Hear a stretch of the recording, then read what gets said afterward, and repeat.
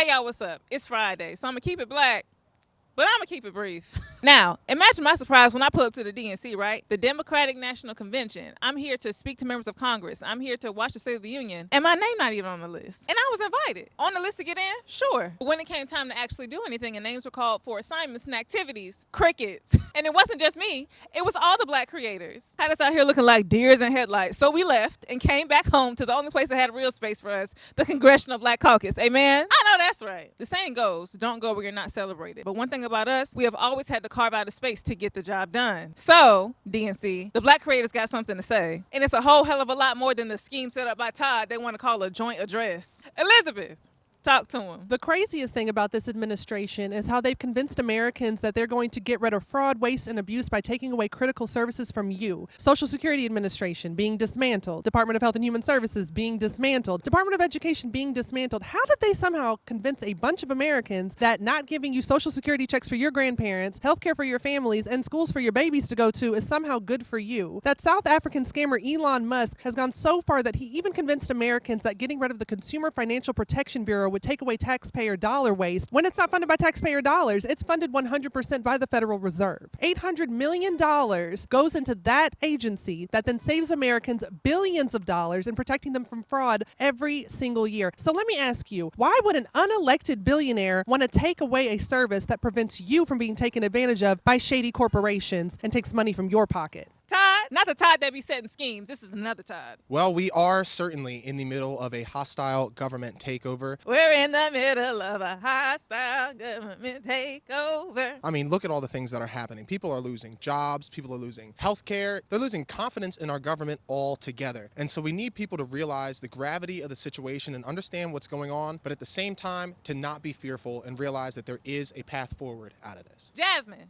run it on down for him. Although we are in a hostile administration, we can still be on the offensive. We need to resist the urge to feel jaded and discouraged because despite what mainstream media says, we have the numbers and we are winning. I know y'all know Donald Trump has passed a whole bunch of executive orders and we feel defeated, but these executive orders are actually getting stricken down in court. Do y'all remember his DEI executive order? A Maryland judge issued an order that requires federal contractors to comply with anti-discrimination laws. So that's a win for us. Even, do y'all remember when he tried to end birthright citizenship through an executive order? A Seattle judge already halted that and said that was unconstitutional, which is another win for us. So we are fighting back and we are winning. And don't let right-wing media confuse you. Who's next?